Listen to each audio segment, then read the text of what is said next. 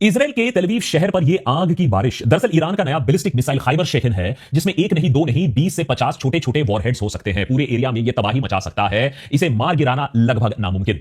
यह है US space force का ANFPS 132 ballistic missile early warning radar system. कतार में स्थित यह रेडार की कीमत $1.1 बिलियन। मिडिल ईस्ट में सबसे बड़ा रेडार है ये। मेरा मतलब रेडार था ये, ईरान के मिसाइल्स ने इसे अब तबाह कर दिया है। यह है Dubai, playground of the rich in the middle east. आजकल शहीद ड्रोन यहां रोज हमला बोलते हैं और इन सब ड्रोन्स को मार गिराना नामुमकिन हो चुका है। मिडिल ईस्ट में एक एक करके यूएसए तो अपनी एम्बेसीज भी बंद कर रहा है। मिलिए यूएसएस एब्राहम लिंकन से। निमित्ज क्लास एयरक्राफ्ट कैरियर, आज के डेट में इसकी कीमत करीबन $7 बिलियन।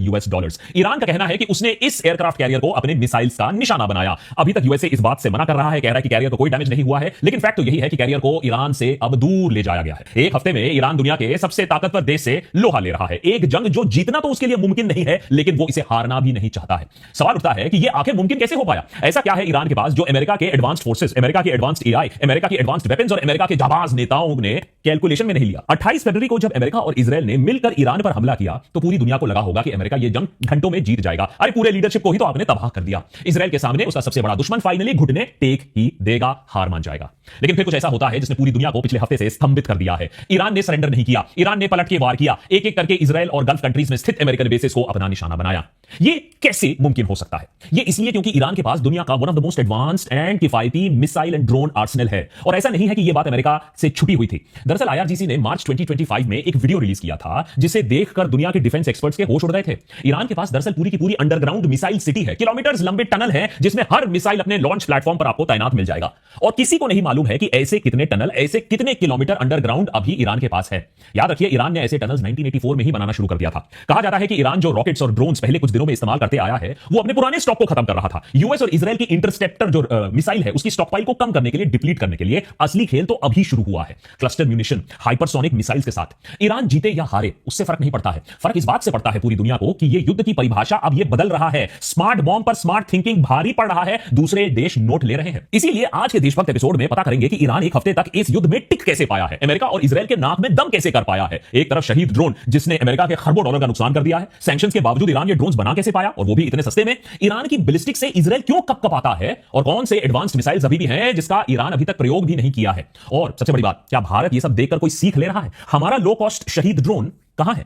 आयतुल्ला खमीनी के मारे जाने के बाद जब ईरान ने ड्रोन्स और मिसाइल से पहला हमला लगाया तो अमेरिकन एनालिस्ट थोड़ा मुस्कुराए जरूर होंगे कि यार ये क्या है, इससे हमारा मुकाबला करोगे? ये साधारण शहीद ड्रोन और ये पुराने मिसाइल जो इतने स्लो हैं कि इन्हें मार गिराना बहुत ही आसान है। इसीलिए 97% स्ट्राइक रेट रहा इंटरसेप्टर्स का, कोई ज्यादा डैमेज नहीं कर पाया ईरान। लेकिन ईरान अलग गेम खेल रहा था। यह बात अब अमेरिका को शायद समझ में आ रही है। पहले से ही यहां एक लंबे जंग की तैयारी हो रही थी। जो ड्रोन्स और मिसाइल्स ईरान छोड़ रहा था, ईरान महज 20 या 30 हजार डॉलर में उसे बना रहा था, और जो मिसाइल्स दाग रहा था उन्हें 1 लाख या 5 लाख डॉलर में बनाया जा सकता था। वहीं इन्हें इंटरसेप्ट करने के लिए अमेरिका छोड़ रहा था अपना थार्ड, पेट्रियट, एरो 3 जैसे बड़े बड़े इंटरसेप्टर मिसाइल। इनकी कीमत मिनिमम $1 मिलियन से $15 मिलियन तक। ऊपर से ईरान एक साथ इतने ज्यादा ड्रोन भेज रहा था कि एक अगर मिस भी हो जाए तो फिर से उसे इंटरसेप्ट करने के लिए 2 या तीसरा मिसाइल आपको छोड़ना पड़ रहा था। यह बात सही है कि अमेरिका के मुकाबले ईरान को अभी बहुत ज्यादा क्षति पहुंची है, लेकिन अगर आप इस मैप के जरिए देखें तो आप समझ सकते हैं कि ईरान की भी सफलता कुछ कम बात नहीं है। स्पेशली कि वो कोई इंटरनेशनल बैलिस्टिक सुपर पावर तो नहीं माना जाता है, उसके पास इंटरकॉन्टिनेंटल बैलिस्टिक मिसाइल तो नहीं है। सबसे पहले देखिए चैलेंजेस क्या है।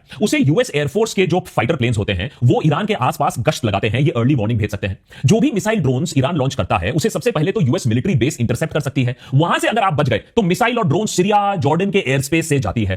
तब तक इजराइल की एयरफोर्स भी वहां उसे इंटरसेप्ट कर सकती है या वहीं उन्हें शूट डाउन कर दिया जा सकता है। उसके बाद इन मिसाइल्स को फिर इजराइल के इंटरसेप्टर से उसको मात देना होता है। तब जाकर 2 या 4 मिसाइल कोसों दूर इजराइल में अपने टारगेट्स को क्षति पहुंचा पाते हैं। तो देखने में तो लगता है ये लूज लूज सिचुएशन है। सारे मिसाइल लॉन्च होंगे लेकिन इजराइल तक पहुंचते पहुंचते उन्हें मार गिराया जाएगा। लेकिन ईरान अगर यही करता रहा बिना रोक टोक के तो बहुत जल्द अमेरिका के पास बचाने के लिए इंटरसेप्टर मिसाइल ही नहीं रहेगा। अमेरिकन डिफेंस स्ट्रेटजिस्ट केली ग्राइको का कहना है कि ईरान एक ड्रोन जो छोड़ता है, सोचिए उसकी कीमत $1 है, उसने $1 खर्च किया तो उसे रोकने के लिए अमेरिका और उसके एलाइज को $20 से $28 खर्च करना पड़ता है। ईरान ये इकोनॉमिक्स और क्वांटिटी का खेल अच्छे से समझ चुका है। ब्लूमबर्ग की रिपोर्ट के अनुसार पहले वेव के हमले के बाद कतर ने प्राइवेटली अमेरिका को बताया कि अगर ईरान इसी तरीके से ड्रोन और मिसाइल उस पर दागता रहा तो पेट्रियट इंटरसेप्टर का जो स्टॉकपाइल है वो 4 दिन में खत्म हो जाएगा और फिर मामला हाथ से बाहर बाहर निकल जाएगा। ऑफिशियली कतर ने साफ कर दिया है कि ऐसा कुछ उसने नहीं कहा है, उनके पास बहुत डिफेंसिव मिसाइल्स हैं। अब देखिए, क्लेम काउंटर क्लेम तो हर वॉर में चलता रहेगा, लेकिन एक बहुत ही दिलचस्प फैक्चुअल कहानी है जिसे सुनकर आप भी हैरान हो जाओगे। जिस ड्रोन ने पूरे गल्फ के देशों में कहर मचा के रखा है, वॉर शुरू होने के तीसरे चौथे दिन में ही अमेरिका को बैकफुट पर डाल दिया,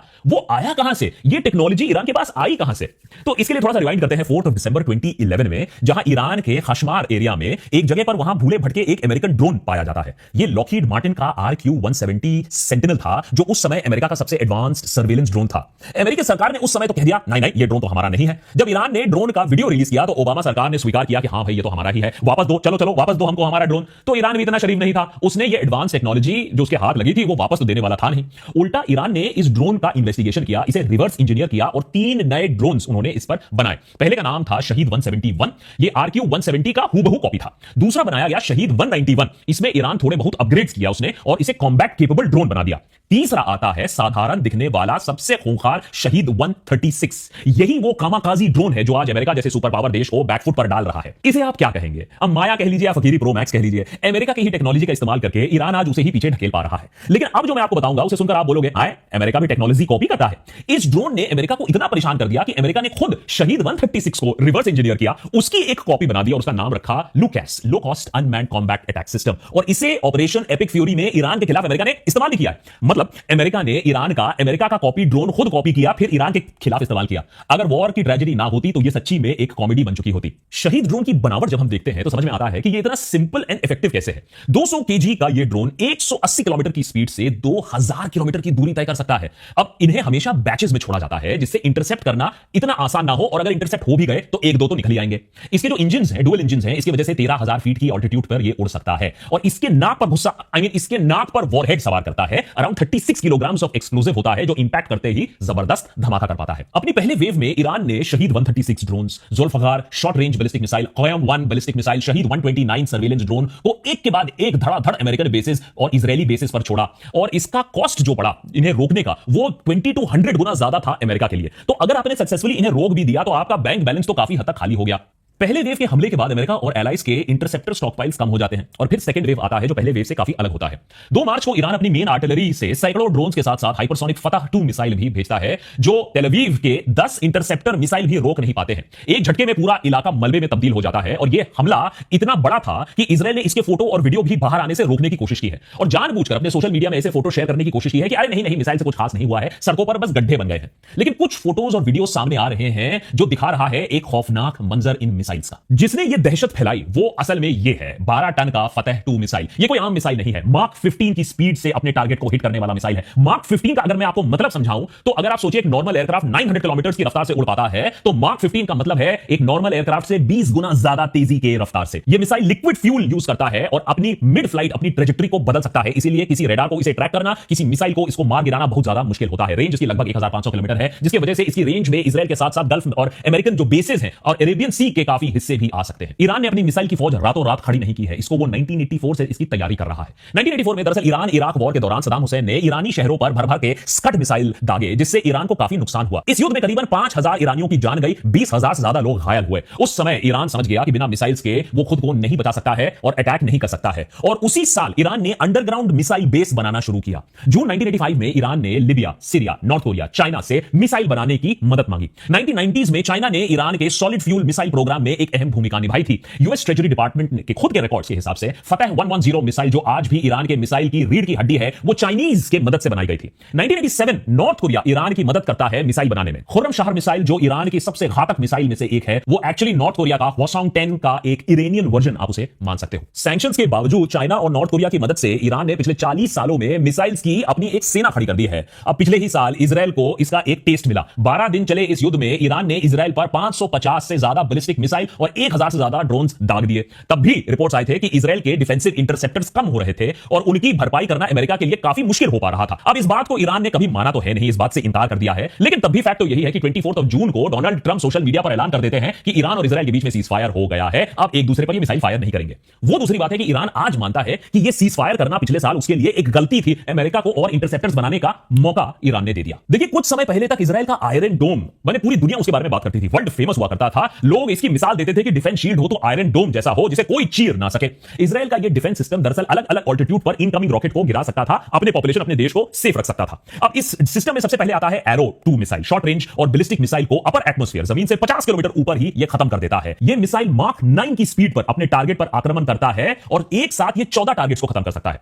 अगर इससे कोई मिसाइल बच जाता है तो आता है डेविड स्लिंग। यह 40 से 300 किलोमीटर तक की रेंज वाली मिसाइल को मार गिराने के लिए बनाया गया है। इसमें स्टनर इंटरसेप्टर्स यूज होते हैं जो हिट टू किल टेक्नोलॉजी का इस्तेमाल करते हैं। यह बिना किसी एक्सप्लोसिव वॉरहेड के सिर्फ अपनी तेज रफ्तार से आने वाले मिसाइल को मार गिराता है। इन सबसे भी अगर बच गया कोई मिसाइल तो लास्ट में आता है आयरन डोम। यह 4 से 60-70 किलोमीटर शॉर्ट रेंज तक रॉकेट्स और ड्रोन्स को इंटरसेप्ट कर सकता है। यह सिर्फ उनको इंटरसेप्ट करता है, उन मिसाइल्स को टारगेट करता है जो पॉपुलेटेड एरिया की तरफ आ रहे हैं। अगर कंप्यूटर देख रहा है कोई रॉकेट खाली जगह पर गिरने वाला है तो उसे गिरने दिया जाता है। इजराइल अभी आयरन बीम पर भी काम कर रहा है। यह एक लेजर बेस्ड सिस्टम है जो कम लागत में ड्रोन्स और रॉकेट्स को खत्म कर सकता है लेजर बीम की मदद के साथ। इसी के साथ साथ आता है American third short medium long range ballistic missile को मार गिराने के लिए जो सिस्टम है। यह एक ऐसा सिस्टम है जो पृथ्वी के एटमॉस्फेयर के अंदर और बैलिस्टिक मिसाइल को एटमॉस्फेयर के बाहर भी गिरा सकता है। बहुत एडवांस्ड है, लेकिन बहुत एडवांस होने के साथ साथ बहुत महंगा भी है। हर एक मिसाइल 12 से 15 मिलियन डॉलर की होती है, तो इसकी सप्लाई भी लिमिटेड है। इन सारे सिस्टम्स को ईरान एक सिंपल ट्रिक से मात देने की कोशिश कर रहा है और वो है वॉली फायरिंग स्ट्रेटजी, यानी एक झटके में सैकड़ों ड्रोन, लो फ्लाइंग क्रूज मिसाइल और हाई स्पीड बैलिस्टिक मिसाइल का मिक्स भेज दो। अब ड्रोन्स ध्यान भटकाने का काम करते हैं तो इंटरसेप्टर्स ड्रोन को खत्म करने में लग जाते हैं, जबकि जो असली मिसाइल है वो अपना काम करते थे। लेकिन साथ ही साथ ईरान ने वॉरहेड, स्प्लिंटर और डिकॉय टेक्नोलॉजी का भी अब इस्तेमाल करना शुरू कर दिया है। मतलब मिसाइल के साथ फर्जी डिकॉयज भेजे जाते हैं जो इंटरसेप्टर को कंफ्यूज कर देते हैं और असली वॉरहेड अलग डायरेक्शन में चला जाता है। जब तक इंटरसेप्टर यह तय करेगा कि किस चीज को मार गिराना है, मिसाइल ने अपना काम कर दिया। इंटरसेप्टर को एडवांस्ड रेडार से इंफॉर्मेशन मिलती है, तो ईरान ने एक और काम किया है, एक एक करके हमला करके अमेरिकन इंटरसेप्टर रेडार्स को ही तबाह करना शुरू कर दिया है। जैसे कि कतर में AN/FPS 132 रेडार ईरान के हमले से पूरी तरीके से अब यह तबाह हो गया है। $1 बिलियन का यह रेडार जो 5000 किलोमीटर तक स्कैन कर सकता था स्काइस को। यूएई में थर्ड रेडार सिस्टम को भी ईरान अब खत्म कर चुका है। तो एक तरफ यहां आंखें नोची जा रही हैं और दूसरी तरफ अमेरिकन एलाइज और इजराइल के एम्युनिशन खत्म किया जा रहा है। इसीलिए ट्रंप अब ईरान में कर्डिश इंसर्जेंट ग्रुप्स को सपोर्ट करने की बात कर रहे हैं। ईरान में रजीम चेंज करना चाहते हैं क्योंकि स्मार्ट बॉम्ब से काम नहीं हो रहा है। वॉर के पहले दिन ट्रंप ने यह मान लिया था कि अमेरिका यह वॉर जीत जाएगा, 2-3 दिन में बात खत्म हो जाएगी, और अब वो चुपचाप एक्सेप्ट कर रहे हैं that the war can be fought forever.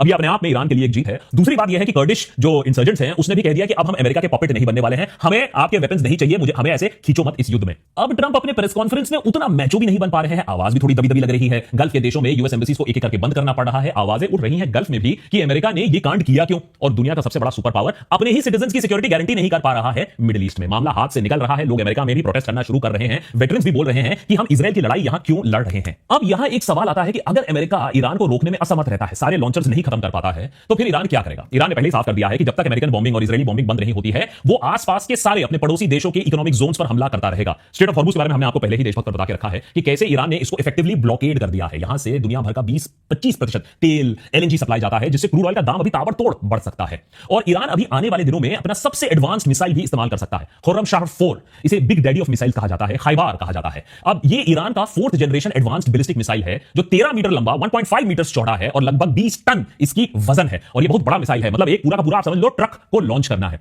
इसका ऑफिशियल रेंज 2000 से 4000 किलोमीटर है। इसमें 1500 से 1800 किलोग्राम का वॉरहेड फिट हो सकता है। स्पीड की बात करें तो यह एटमॉस्फेयर के बाहर मार्क 16, एटमॉस्फेयर के अंदर मार्क 8 तक पहुंच सकता है। इसीलिए अमेरिका अभी ईरान पर कारपेट बॉम्बिंग करने की कोशिश कर रहा है कि कैसे भी ऐसे मिसाइल्स के जो लॉन्चर है उसे ही खत्म कर दो, जिससे इस मिसाइल को लॉन्च करने की कैपेबिलिटी ईरान के पास ना रहे। Smart bomb versus smart thinking का एक और उदाहरण, इजराइल के मल्टी-मिलियन डॉलर जेट, इजराइल के फाइटर प्लेन, इजराइल का AI, इजराइल का इंटेलिजेंस, उसने ध्वस्त किया ईरान के एयरक्राफ्ट, फाइटर एयरक्राफ्ट जो टारमैक पर खड़े थे। लेकिन दरअसल ये एयरक्राफ्ट नहीं थे, ये पेंटिंग थे। इजराइल पेंटिंग को निशाना बना रहा था। तो कहीं मिसाइल, कहीं सस्ते ड्रोन, कहीं पेंटिंग, दुश्मन का करोड़ों डॉलर खर्च करवाया जा रहा है, नुकसान करवाया जा रहा है सिर्फ दिमाग का इस्तेमाल करके, गुरिल्ला टैक्टिक्स लगाकर। अब सवाल यहां यह आता है कि ईरान, USA, रशिया, तुर्की, चाइना, इनके पास, यहां तक पाकिस्तान, सबके पास चीप मास produce long range kamikaze drones है, भारत के पास क्यों नहीं? जब भविष्य में युद्ध हवा में लड़ने वाला जाएगा तो हमारे पास ऐसे ड्रोन्स क्यों नहीं है? विश्वगुरु कहने में तो अक्सर अच्छा लगता है, लेकिन जब हम हकीकत देखते हैं, चाहे अपने फाइटर जेट्स की बात हो या चाहे अपने ड्रोन्स की बात हो, तो हमारे पास उतना कुछ है नहीं। ऑपरेशन सिंदूर में भी हमें इजराइल के हारॉप ड्रोन्स का इस्तेमाल करना पड़ा, जो कि बेसिकली काम चलाऊ ड्रोन थे। We can do much better. हाल ही में हमने $3.5 बिलियन लगाकर 31 MQ-9B प्रेडेटर ड्रोन्स खरीदे। उन पैसों में अगर हम ईरान की इकोनॉमिक्स की बात करें तो 70,000 कामाकाजी ड्रोन्स, शहीद ड्रोन्स हम बना सकते थे। अभी गुड न्यूज यह है कि वर्ल्ड डिफेंस शो 2026 में रियाद में इंडिया के एक startup new space research and technologies ने शेर शेषनाग 150 को पेश किया। यह एक लॉन्ग रेंज कामकाजी ड्रोन है। शेषनाग का रेंज 1000 किलोमीटर तक है और इसके वॉरहेड में 25 से 40 किलोग्राम का आप एक एक्सप्लोजिव फिट कर सकते हो। 5 घंटे तक हवा में यह रह सकता है नॉन स्टॉप। फिलहाल अभी के लिए सरकार ने इस स्टार्टअप के साथ कोई डील तो साइन नहीं की है। शेषनाग अभी भी अपने टेस्टिंग फेज में है, लेकिन कम से कम इस युद्ध से हम एक सीख ले सकते हैं कि अपने ड्रोन प्रोग्राम और मिसाइल प्रोग्राम, खासकर कि ब्रह्मोस को और भी अब अपग्रेड करने की जरूरत आन पड़ी है। हाइपरसोनिक्स और चीप ड्रोन वॉरफेयर का यह जमाना है, हमें इसमें पीछे नहीं रहना है।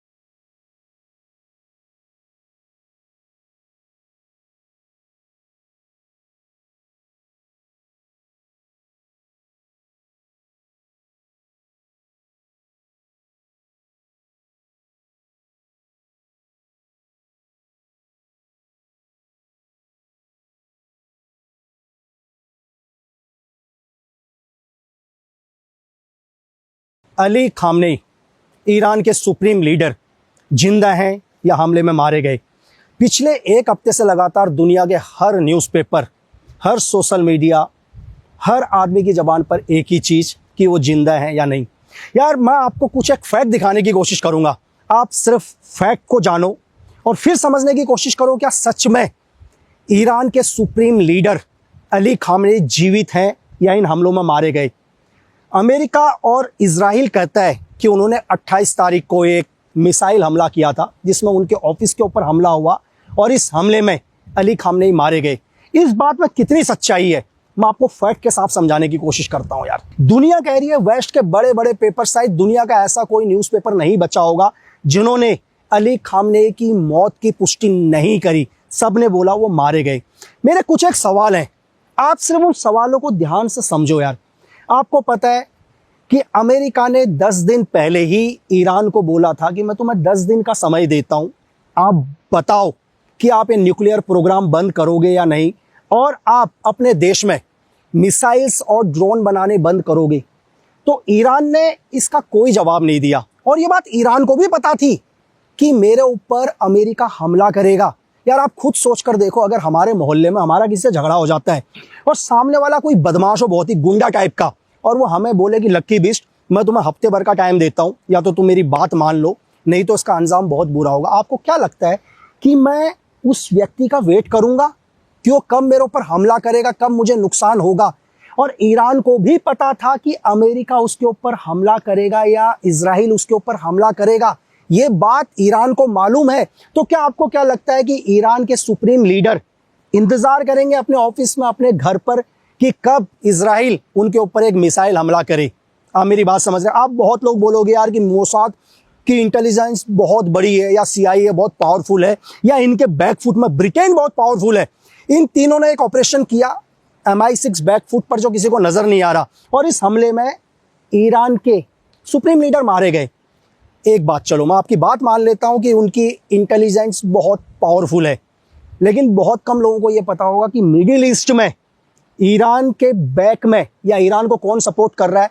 ईरान को दुनिया के 2 पावरफुल देश जिनकी सीक्रेट सर्विस, दुनिया की बहुत पावरफुल सीक्रेट सर्विस है यार, आप रशिया SVR और चाइना MSS, ये दोनों के दोनों क्या है, बैकफुट में ईरान को पूरा सपोर्ट कर रहे हैं। SVR को पता है कि अमेरिका क्या करेगा, ईरान के ऊपर हमला करेगा, इनके सुप्रीम लीडर के ऊपर हमला करेगा। तो ये SVR को भी पता है। अब हम थोड़ा सा पीछे आ जाते हैं और SVR का गेम समझाता हूं आपको। इससे पहले क्या है, इजराइल की मोसाद ने 2020 में कासिम सुलेमानी के ऊपर एक ड्रोन हमला किया, जनवरी 2020, और इस हमले में कासिम सुलेमानी जो मेजर जनरल थे, वहां के स्पेशल फोर्स के हेड थे, वो मारे गए। और 2020 में ही इजराइल क्या करता है, मोसाद एक दूसरा हमला और करता है नवंबर में, शायद 27 नवंबर के आसपास, और ये हमला किसके ऊपर करता है, उनके न्यूक्लियर साइंटिस्ट मोहसिन फकीरजादे के ऊपर, और एक कार के अंदर उनको मार दिया जाता है। ये दूसरा हमला था ईरान के ऊपर, जिससे ईरान को एक ही साल में बहुत बड़ा नुकसान पहुंचा। और इजराइल यही नहीं रुकता, इजराइल क्या करता है, ईरान की सीक्रेट सर्विस हो या वहां की स्पेशल फोर्स हो, उसके अंदर अपने लोग डाल देता है यार, तभी तो इजराइल को हर इंफॉर्मेशन मिल रही है। ठीक है, तो उनकी जो रिवोल्यूशंस गार्ड, जो इस्लामिक रिवोल्यूशन गार्ड, उनकी स्पेशल फोर्स है जो पूरी की पूरी उनकी सुप्रीम लीडर को सेव करती है, या वहां की पूरी इंटरनल सिक्योरिटी देखती है। और सबको पता है मोसाद ने क्या किए थे, अपने ही लोग अंदर डाल दिए थे, अपने एसेट अंदर डाल दिए थे। तभी तो 2024 में हमास के चीफ इस्माइल हानिया को एक धमाके में मार देते हैं। और ईरान को पता है कि महज 4 साल के अंदर उसके देश को बहुत बड़ा नुकसान पहुंचा है। मेरी बात समझ रहे हैं? ये बात ईरान के सुप्रीम लीडर को भी पता है कि अगला टारगेट मैं होऊंगा। अब आते हैं प्रेजेंट टाइम में। ये बात पता थी SVR को कि इजराइल का मोसाद क्या करेगा, हमला करेगा, क्योंकि ईरान के देश के अंदर ही बहुत सारे एसेट्स क्या है, मोसाद के साथ मिल चुके हैं। और मैं आपको बताऊं कि जो चीफ हैं, सुप्रीम लीडर हैं अली खामनेई, उनके जो ऑफिस है या उनके घर है, इनके घर और ऑफिस के नीचे बहुत टनल्स होते हैं यार, बंकर्स बने होते हैं जहां से सेफ निकाला जाता है किसी भी आदमी को। तो मोसाद को पता है कि उनके सुप्रीम लीडर ऑफिस जाते हैं, किस टाइम वो घर जाते हैं, क्योंकि क्या है, मोसाद के इंटेलिजेंस ईरान के अंदर घुस चुकी है। और ये बात SVR को भी पता है कि सुप्रीम लीडर की जान को खतरा है। और SVR क्या करता है, बिल्कुल जैसा मोसाद कह रहा है या जैसा CIA कह रहा है उसी पैटर्न के हिसाब से ये लोग बिल्कुल रूटीन फॉलो करते हैं कि अली खामनेई क्या करते हैं, अपने ऑफिस आते हैं और ऑफिस आने के बाद ये इंफॉर्मेशन किसको मिलती है, ये इंफॉर्मेशन CIA को मिलती है और मोसाद को मिलती है। वो एक जॉइंट ऑपरेशन करते हैं और क्या करते हैं, उनके घर के ऊपर एक मिसाइल हमला करते हैं और ऑफिस के ऊपर भी। लेकिन ऐसा नहीं है कि घर के अंदर घुसते ही इजराइल ने उसी टाइम अटैक कर दिया। इसका कुछ टाइमिंग होता है, 1 घंटा 2 घंटा टारगेट को गिराने का।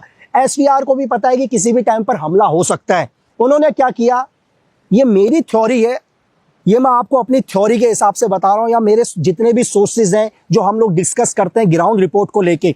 यही क्या होता है, अली खामनेई को SVR क्या करती है, उनके ऑफिस या उनके हाउस से इंटरनल टनल्स के थ्रू क्या करती है, बाहर निकाल लेती है और सेम एक हमला करता है इजराइल उनके घर और ऑफिस के ऊपर, जिसमें कुछ लोग मारे जाते हैं।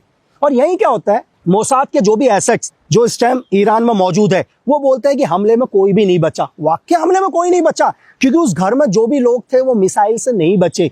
तो अमेरिका क्या करता है, ट्रम्प क्या करते हैं, जल्दबाजी में एक स्टेटमेंट देते हैं 1 तारीख को कि ईरान के सुप्रीम लीडर क्या है, मारे जा चुके हैं। और यह खबर पूरी दुनिया में भूचाल की तरह आती है और इसी खबर को दोहराते हैं इजराइल के नेतन्याहू कि इस हमले में ईरान के सुप्रीम लीडर मारे गए। SVR यहीं से क्या करती है, SVR भी बोलती है ईरान को कि आप एक काम करो, सेम आप भी बोलो कि हमारे लीडर मारे जा चुके हैं। सेम ईरान भी क्या करती है, अनाउंस कर देती है कि हमारे लीडर मारे जा चुके हैं, हम 40 दिन का राष्ट्रीय शोक कर लेते हैं। मेरी बात समझे। अब अमेरिका क्या करता है, अपनी पूरी ताकत झोंक देता है ये पता करने में कि एविडेंस चाहिए। भाई उस घर के अंदर लाश तो होगी, डेड बॉडी तो होगी, सबकी डेड बॉडी है, लेकिन सुप्रीम लीडर की डेड बॉडी नहीं है। यहीं पर CIA क्या बोलता है, दुनिया के अंदर एक रूमर फैलाता है कि हमारे पास फोटोज आई और हमने देखा। आप ये सोचो, ये वो अमेरिका है, जब इनके नील आर्मस्ट्रांग ने चंद्रमा पर कदम रखा तो इसने फोटोज पूरी दुनिया में दिखाई कि हम कितने पावरफुल हैं। ये वो अमेरिका है, जब सद्दाम हुसैन को मारता है तो पूरी दुनिया को लाइव दिखाता है। ये वो अमेरिका है जो मुसोलिनी को मारता है तो पूरी दुनिया को दिखाता है। ये वो अमेरिका है जो बिन लादेन को आफ्ताबाद में ऑपरेशन में गिराता है तो पूरी दुनिया को दिखाता है। लेकिन आज 5 तारीख हो गई, लगभग 6 दिन के अंदर इजराइल के मोसाद और अमेरिका ये एविडेंस नहीं दे पाए कि ईरान के सुप्रीम लीडर मारे जा चुके हैं। बात समझ में आई आपको? अभी तक उनके पास कोई भी एविडेंस नहीं है। अब पूरे गेम के अमेरिका ये वॉर क्यों कर रहा है, ये पूरा का पूरा मिडिल ईस्ट में ये वॉर क्यों चाह रहा है? क्या अमेरिका सच में इजराइल से बहुत प्यार करता है या इजराइल के सपोर्ट में? ऐसा कुछ भी नहीं है। सबसे पहली चीज क्या है कि अमेरिका दुनिया का वो देश है जो पूरे मिडिल ईस्ट को कंट्रोल करना चाहता है और मिडिल ईस्ट में इस टाइम पावरफुल 4 देश हैं। आप इजराइल को ले सकते हैं, एक पावरफुल देश, आप ईरान को ले सकते हैं, आप सऊदी अरब को ले सकते हैं, आप दुबई को ले सकते हैं, आप टर्की को भी ले सकते हैं। ये पावरफुल देश हैं और अमेरिका कभी नहीं चाहता इन 5 या 4 पावरफुल देशों में से कोई एक देश बहुत ही पावरफुल बने। वो यहां तक कि इजराइल को भी नहीं चाहता कि इजराइल अकेला इतना पावरफुल बन जाए। मेरी बात समझ रहे हैं? जब 1979 में ईरान की सरकार का तख्ता पलट हुआ था, अली खामनेई के पिताजी जब पहली बार सरकार में आए थे तो 1980 में CIA ने इंटरनल हथियारों से मदद करी थी ईरान की।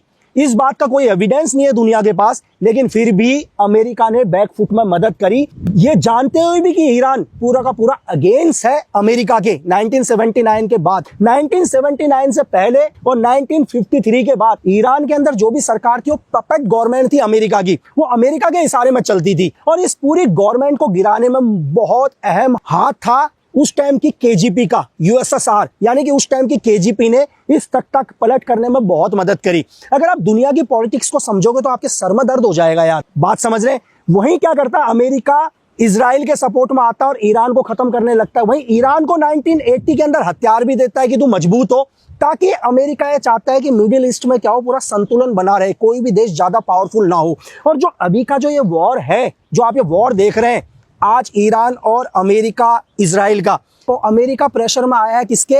इजराइल के। इजराइल ने बोला कि अगर आप हमला नहीं करोगे तो हम हमला कर देंगे, क्योंकि अमेरिका सिर्फ एक ही चीज चाहता है।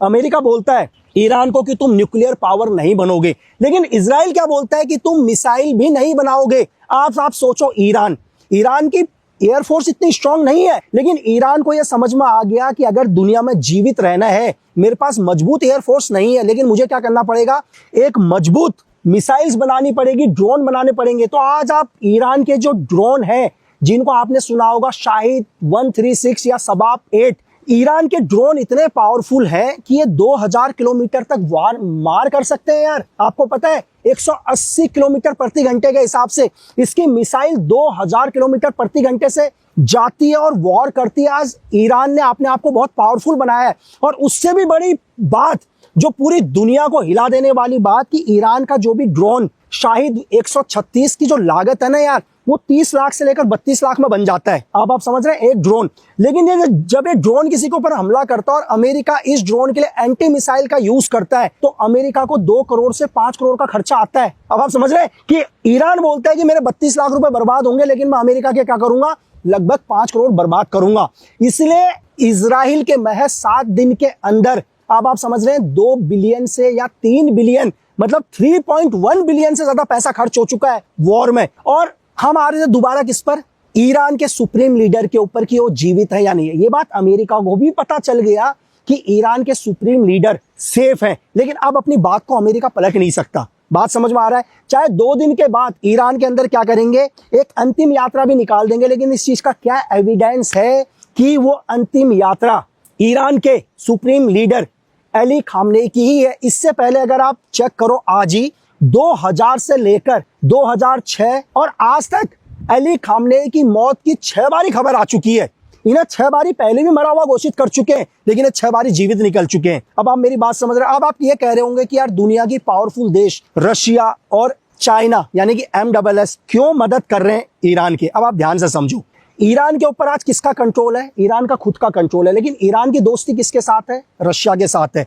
और दोस्ती किसके साथ है, चाइना के साथ है। 2 दोस्त हैं ईरान के सपोर्ट में इस वक्त। और ये दोनों के दोनों क्या चाहते हैं कि एशिया के अंदर या मिडिल ईस्ट में क्या हो, अमेरिका का कंट्रोल ना हो। अगर यहाँ अमेरिका का कंट्रोल हो जाता है तो पूरा का पूरा मिडिल ईस्ट डिस्टर्ब हो जाएगा। अमेरिका पूरी दुनिया में अपनी दादागिरी कर रहा है, अगर ईरान उसके कंट्रोल में आ गया तो फिर रशिया और चाइना से तो क्या हो जाएगा, ईरान की दूरियां हो जाएंगी। तो ईरान के अंदर अली खामनेई का जीवित रहना बहुत जरूरी है। ये रशिया की SVR जानती है, पुतिन जानते हैं, और चाइना के प्रेसिडेंट भी जानते हैं कि खामनेई का जीवित रहना बहुत जरूरी है। अगर खामनेई जीवित रहेंगे तो पूरा कंट्रोल ईरान में किसका रहेगा, खामनेई का रहेगा। और खामनेई किसके मित्र हैं, रशिया के मित्र हैं और चाइना के मित्र हैं।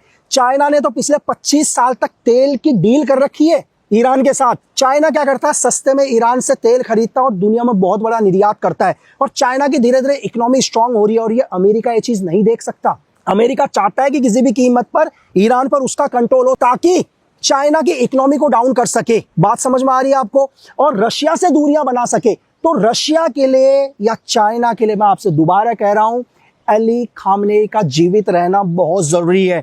और चाइना और SVR की सीक्रेट सर्विस बहुत पावरफुल है। उन्हें भी पता है कि अमेरिका और इजराइल ईरान पर हमला करेगा, कैसे उनके लीडर को सेव करना है। चलो अब अमेरिका मान ले कि मर गया लीडर, फिर भी तो वॉर चल रहा है ना यार। कहीं ना कहीं कोई तो है पीछे से जो लगातार डिसीजन दे रहा है ईरान को।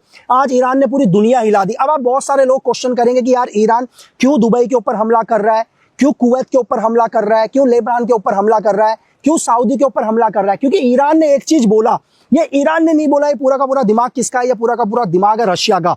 ईरान ने बोला कि अगर अमेरिका को कोई भी अपनी जगह देगा हमारे खिलाफ, मैं उसको धुआं धुआं कर दूंगा। चाहे दुबई ने जगह दी, सऊदी अरब ने जगह दी, कुवैत ने जगह दी, तो ईरान ने क्या किया, ईरान ने सबसे पहले इनको नुकसान पहुंचाया कि अगर तुमने अमेरिका को अपने स्पेस दिया तो मैं तुम्हें बर्बाद कर दूंगा।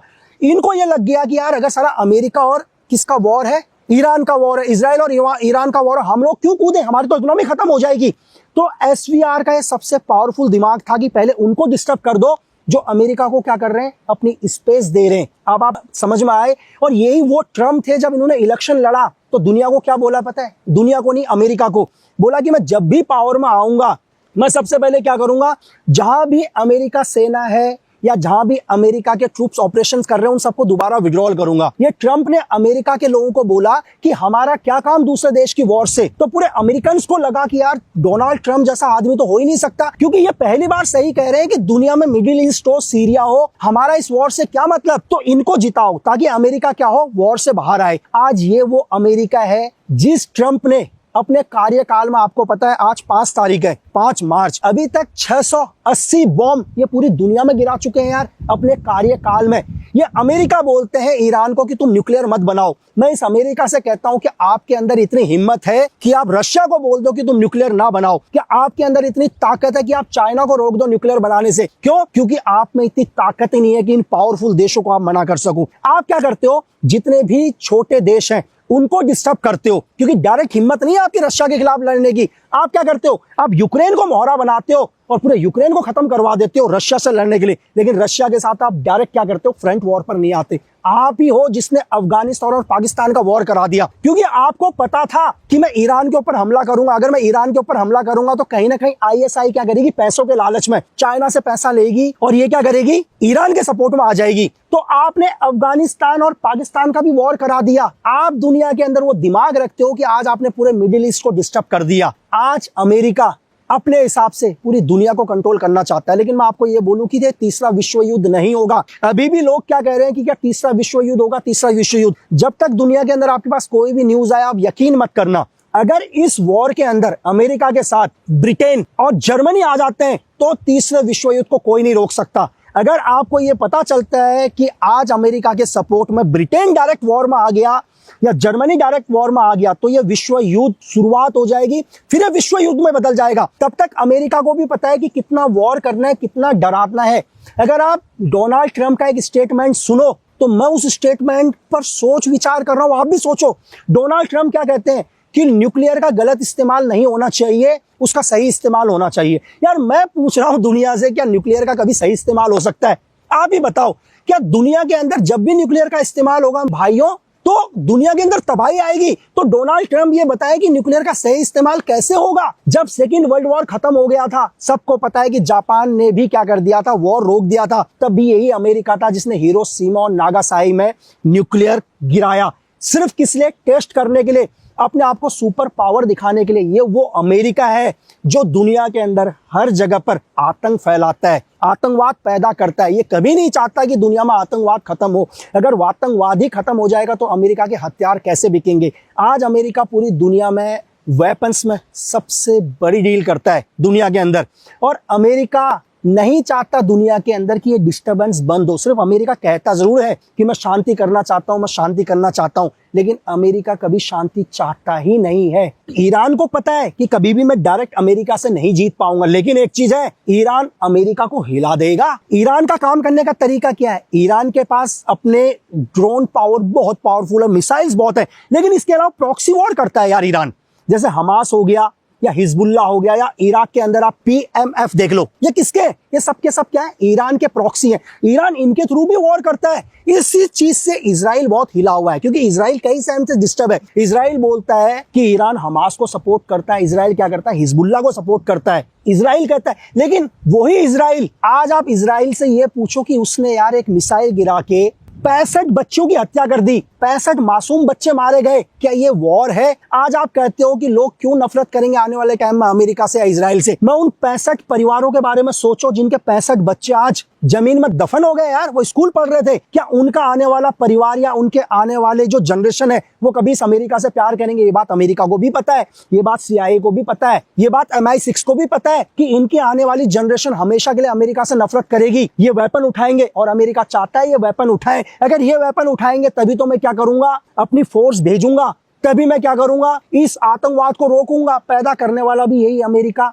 मारने वाला भी यही अमेरिका। एक सर्कल चल रहा है यार, ये चलता रहेगा, ये आराम से चल रहा है और ये अनंत काल तक चलेगा। आप देखो कि आज ही इसने, कल की न्यूज है, कल इसने क्या किया, कल इसने ईरान के एक युद्ध पोत को श्रीलंका के पास गिरा दिया यार, अपने पनडुब्बी से गिरा दिया। लगभग 80 से लेकर 100 सोल्जरों की उसमें मौत हो गई। पूरी दुनिया के अंदर अमेरिका की दादागिरी देख रहे हैं आप, लेकिन अमेरिका के खिलाफ डायरेक्ट कोई भी नहीं आ रहा। अब आप समझ रहे हैं वॉर करने का तरीका। इस टाइम पूरे मिडिल ईस्ट के अंदर वॉर चल रहा है और इस वॉर से पहले इन्होंने क्या कर दिया, एप्स्टीन फाइल को रिलीज कर दिया भाई। 2019 में भी एप्स्टीन फाइल को रिलीज कर सकती थी यही अमेरिका, यही डोनाल्ड ट्रंप। इन्होंने क्या किया, एप्स्टीन फाइल को अभी रिलीज किया ताकि पूरी दुनिया के बड़े बड़े पावरफुल लोगों को ब्लैकमेल किया जा सके, और अपना कंटिन्यू वॉर कर रहे हैं। देख रहे हो आप, कोई भी पावरफुल देश डायरेक्ट बोल ही नहीं रहा है। तो सिर्फ मैं आपसे यही कह रहा हूं कि आप भ्रम में मत आओ, आप हर न्यूज को सुनो, पूरे वॉर को एनालाइज करो, लेकिन हमेशा खुद का विवेक यूज करो यार। आप सोचो कि क्या सही है या क्या गलत है। लेकिन एक बार आखिरी और चीज, हम दोबारा जो हमने शुरुआत करी थी, क्या ईरान के सुप्रीम लीडर अली खामनेई जीवित हैं? हो सकता है आपको 1 महीने के बाद, 6 महीने के बाद आपको ये पता चले कि वो जीवित है। ये मैंने अपना पैटर्न बताया। अगर आपको लगता है, कई लोग मुझसे क्वेश्चन पूछेंगे कि लक्की बिश जी आप हमें एविडेंस दो कि ईरान के सुप्रीम लीडर जीवित हैं। मैं कहता हूं आप अमेरिका से एविडेंस मांगो, आप इजराइल से एविडेंस मांगो यार, आप MI6 से एविडेंस मांगो, आप बैकफुट पर बैठे फ्रांस की DGSE से एविडेंस मांगो कि आप एविडेंस दो ना हमें कि उनके सुप्रीम लीडर मारे गए हैं। मैं आपसे ये कह रहा हूं कि दुनिया जैसी है वैसी नहीं है। जो हमें दिखाई देता है वही सत्य नहीं है। हर देश अपना प्रोपेगेंडा कर रहा है। इजराइल बोल रहा है कि मैंने इतना नुकसान कर दिया, अमेरिका बोलता है मैंने इतना नुकसान कर दिया, ईरान बोलता है मैंने अपना इतना नुकसान कर दिया। तो भाई नुकसान किसका हुआ? सब तो कह रहे हैं हमारा कोई नुकसान नहीं हुआ। या पाकिस्तान कह रहा है कि मैंने पूरा अफगानिस्तान को खत्म कर दिया, अफगानिस्तान बोलता मैंने पाकिस्तान को खत्म कर दिया।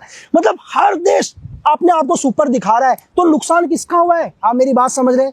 ये होता है वॉर इंफॉर्मेशन, कैसे आपको गलत इंफॉर्मेशन दी जाए, समझ में आ रहा है। लेकिन मैं आपसे इतना ही कहूंगा कि ईरान ने इस युद्ध में, चाहे अभी प्रेजेंट टाइम में वो अकेला दिख रहा है या उसके पीछे रशिया की SVR है या चाइना की MSS या दुनिया के और भी देश उसको सपोर्ट कर रहे हैं, क्योंकि हर चीज मैं खुल के नहीं बताऊंगा, क्योंकि हर देश का क्या होता है यार, हर देश का अपना एक नेशनल सिक्योरिटी होती है। हर देश ने अपनी एक नेशनल सिक्योरिटी प्लान करी होती है और मुझे भी कोई अधिकार नहीं है कि मैं हर चीज पर डिस्कस, ये सिर्फ मेरा एक पर्सनल ओपिनियन था कि मुझे नहीं लगता कि ईरान के सुप्रीम लीडर 28 तारीख को एक मिसाइल हमले में मारे गए। ये मुझे लगता है ऐसा कि वो अभी भी जीवित हैं। हो सकता है कि मेरे एनालाइज गलत हो, अमेरिका सही हो। तो मैं आपसे हमेशा लास्ट में वीडियो खत्म करते हुए एक ही चीज़ कहना चाहता हूँ कि आप हमेशा देश हित के अंदर बात करिए, देश को बात करो, मतलब देश के लिए बात करो, क्योंकि अगर आप देश के साथ हो तो देश सबसे पावरफुल है। इस देश को कोई नहीं हरा सकता। और आज थोड़ी सी मैं बाहर था कुछ एक दिन से, ठीक है, तो ये नदी के किनारे हूँ, बहुत शोर आ रहा है, यहाँ पर शोर चल रहा है, लेकिन इससे ज़्यादा शोर तो यार पाकिस्तान अफगानिस्तान में है, इससे ज़्यादा शोर इजराइल के अंदर और US के अंदर है, तो शोर बहुत कम है। और आखिरी में मैं हमेशा पिछले 6 महीने से एक ही बात बोल रहा हूँ, पावरफुल बनो, ताकतवर बनो। ताकतवर के लिए दुनिया में कोई भी कानून लागू नहीं होते, बस हमें ताकतवर बनना है और हमेशा देश के हित में बात करनी है, क्योंकि देश प्रेम से बड़ा कोई धर्म नहीं। इधर इजराइल की सेना ने जंग के 7वें दिन ईरान को सबसे बड़ी चोट पहुंचाई। इजराइल ने दावा किया कि उसकी सेना ने ईरान के उन 6 बैलिस्टिक मिसाइल लॉन्चरों को तबाह कर दिया जो जंग में उसके लिए मुसीबत बने हुए थे। खबर है जो लॉन्चर तबाह किए गए उनसे ईरान करीब 2000 किलोमीटर दूर इजराइल पर मिसाइलों की बारिश कर रहा था, क्योंकि वो बैलिस्टिक मिसाइल लॉन्चर थे। और तो और न सिर्फ इजराइल पर बल्कि खाड़ी देशों पर भी ईरान अमेरिका के सैन्य ठिकानों पर इन्हीं मिसाइल लॉन्चरों से हमले कर रहा था। मतलब युद्ध में ईरान ने अपनी बैलिस्टिक मिसाइल लॉन्चरों के दम पर इजराइल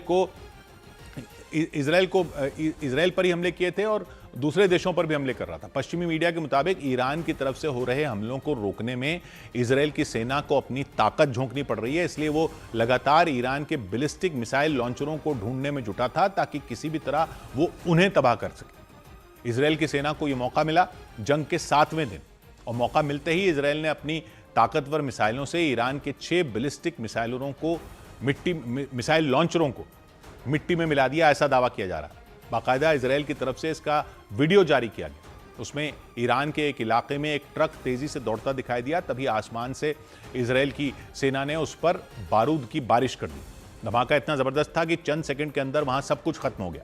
हमले में ईरान के 6 बैलिस्टिक मिसाइल लॉन्चरों के परखचे उड़ गए, ऐसा दावा किया गया इजराइल की सेना की तरफ से।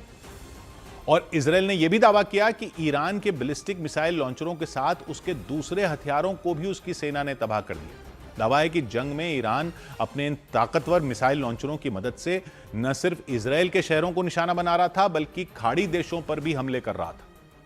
ईरान की राजधानी तेहरान से इजराइल की राजधानी यरूशलेम के बीच की दूरी करीब 2000 किलोमीटर है। इन दोनों के बीच इराक और जॉर्डन है।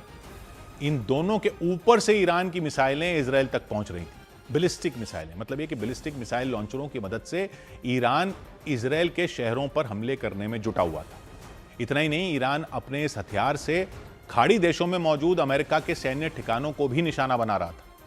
फारस की खाड़ी के किनारे जो देश मौजूद हैं उन्हें खाड़ी देश कहते हैं। ये फारस की खाड़ी है इसलिए खाड़ी देश हैं, गल्फ कंट्रीज। इनमें इराक, कुवैत, सऊदी अरब, बहरीन, कतर, यूएई और ओमान है। इन सभी देशों में अमेरिका ने अपने सैन्य ठिकाने बना रखे हैं। इसी वजह से जंग शुरू होने के बाद ईरान की सेना ने खाड़ी देशों में मौजूद अमेरिका के सैन्य ठिकानों पर भी हमले शुरू कर दिए थे और उसकी वजह से खाड़ी देशों में दहशत मच गई। हालांकि इजरायल ने ईरान के उन सभी बैलिस्टिक मिसाइल लॉन्चरों को धूल में मिटाने का दावा किया जिनसे खाड़ी देशों को खतरा था। इजरायल के मुताबिक ईरान ने अपने उन लॉन्चरों को ट्रक में छिपा कर रखा था और बार बार उनकी लोकेशन बदलता रहता था ताकि वो अमेरिका और इजरायल की सेना की पकड़ में ना आ सके। लेकिन इसके बाद भी इजरायल ने ईरान के बैलिस्टिक मिसाइल लॉन्चरों का नामो निशान मिटा दिया, ऐसा दावा कर रहा है इजरायल। दावा है कि ईरान के इन हथियारों को तबाह करने में अमेरिकी ड्रोन ने भी इजरायली सेना की मदद की। इसके अलावा इजरायल की सेना ने जमीन के नीचे बंकरों में रखे मिसाइल लॉन्चरों और ईरान की मिसाइल बनाने वाली जगहों पर भी बमबारी कर दी। ये इजरायल ने दावा किया कि बैलिस्टिक मिसाइल लॉन्चरों के तबाह होने से ईरान की हमला करने की ताकत कम हो चुकी है।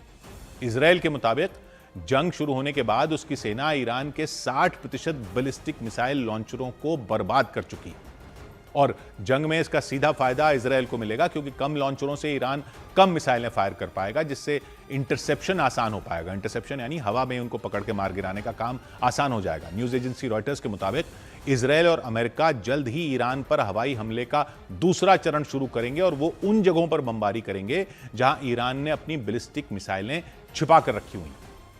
इधर पश्चिम एशिया में छिड़ी जंग की वजह से यूएई में फंसे भारतीयों को लाने के लिए अतिरिक्त उड़ानें शुरू की जाएंगी। जंग के कारण यूएई में फंसे भारतीयों को लाने के लिए अगले 48 घंटों में कई और फ्लाइटें शुरू की जाएंगी। ये फैसला यूएई में भारत के राजदूत और वहां की एयरलाइन कंपनियों के बीच हुई बैठक में लिया गया। जानकारी दी गई कि पिछले 3 दिन में वहां से 7,000 भारतीय स्वदेश लौट चुके हैं। एयरलाइन कंपनी इंडिगो ने ऐलान किया कि जंग की वजह से अगर कोई यात्री पश्चिम एशिया या इस्तांबुल की अपनी इंडिगो की फ्लाइट रद्द करेगा तो उसका पूरा पैसा लौटा दिया जाएगा, यानी फ्लाइट रद्द किए जाने पर कटने वाली फीस नहीं ली जाएगी। ये फैसला 31 मार्च तक लागू रहेगा।